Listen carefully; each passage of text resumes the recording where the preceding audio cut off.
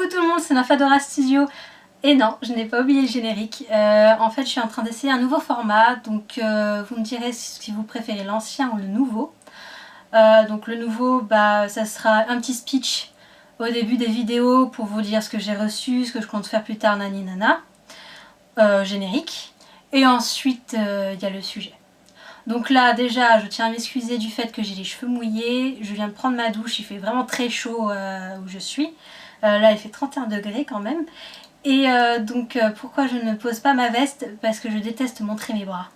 C'est un truc que je déteste faire, même devant mes amis ou quoi, j'ai du mal. Donc je les cache tout le temps en fait. C'est un de mes complexes. Autant le reste, je peux le montrer, il n'y a pas de problème, mais mes bras, je peux pas. J'ai acheté un quiz Harry Potter. En fait, il va me servir pour les vidéos. C'est-à-dire qu'à chaque fin de vidéo, je vous poserai une petite question sur ce truc, que ce soit facile ou pas. Et vous pourrez me répondre et tout ça. Je trouvais l'idée un peu chouette. Ça fait participer et tout ça.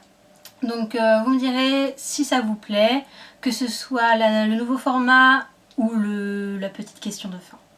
Sur ce, je vous laisse. On va commencer sur le thème des centaures.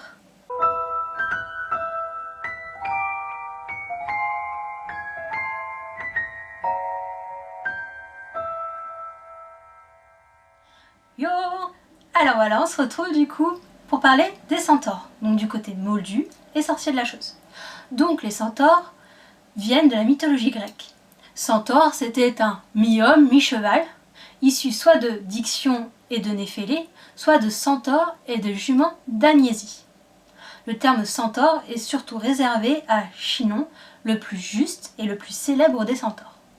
Ils sont décrits comme ayant la partie inférieure épique et vivaient sur le mont Pilion. Alors pour tous ces termes, je vous invite à aller sur Google, parce que si je devais tous les décrire, la vidéo me prendrait trop de temps. Donc les 4 types de centaures différents sont les butocentaures, qui ont un corps de taureau assimilé au minotaure, l'anocentaure, qui a un corps d'âne, l'équicentaure, qui a un corps de triton ou d'hippocampe, donc le cheval de mer, et hippocentaure, qui a un corps de cheval et un buste d'homme, qui est forcément le plus courant et le plus vu dans notre monde. Les centaures de l'Antiquité étaient souvent représentés avec un sexe mâle. Et c'est juste ensuite qu'on a vu des représentations féminines et on disait centauresses. Donc on va passer du côté sorcier maintenant. Donc du côté sorcier, la classification du ministère de la magie n'est pas due au fait qu'ils soient agressifs, mais plutôt au fait qu'ils doivent être traités avec grand respect. Alors, les centaures sont doués d'intelligence et de parole. C'est à leur demande qu'ils ont été classés comme animaux et non êtres. Leurs coutumes diffèrent de ceux des humains. Ils vivent en pleine nature, refusent de s'habiller et évitent les humains tout en étant aussi intelligents. En Europe, il y a des terres qui sont réservées juste pour eux, pour pas que les moldus les voient, même s'il est vrai que les centaures savent très bien se cacher par leurs propres moyens. Pourtant, malgré ça, le ministère de la magie n'arrête pas de réduire leur territoire, ce qui les énerve. D'où la référence qu'il y a dans l'ordre du Phénix quand Ombrage, qui fait partie du ministère de la magie, se fait enlever par les centaures. Les centaures lisent l'avenir dans les planètes, mais ils se refusent à changer quoi que ce soit dans leur propre avenir. Au ministère de la magie, on peut retrouver une statue en or d'un centaure, en compagnie d'un gobelin, d'un elfe de maison, d'un sorcier, d'une sorcière. Cela représente la fraternité magique. Firenze est le premier centaure qu'on aperçoit dans les films et qu'on peut lire aussi dans les livres. Il est entièrement numérisé, alors que les centaures dans l'ordre du Phénix, eux, en premier lieu, sont des maquettes et ensuite ils sont numérisés. Pourquoi des maquettes? Parce que dans le premier film, justement, il n'y avait pas de maquette, donc Daniel Radcliffe n'avait pas de support visuel pour s'aider, alors que là, dans l'ordre du Phénix, il y avait des supports maquettes, ce qui étaient des acteurs à s'aider et à pouvoir mieux jouer.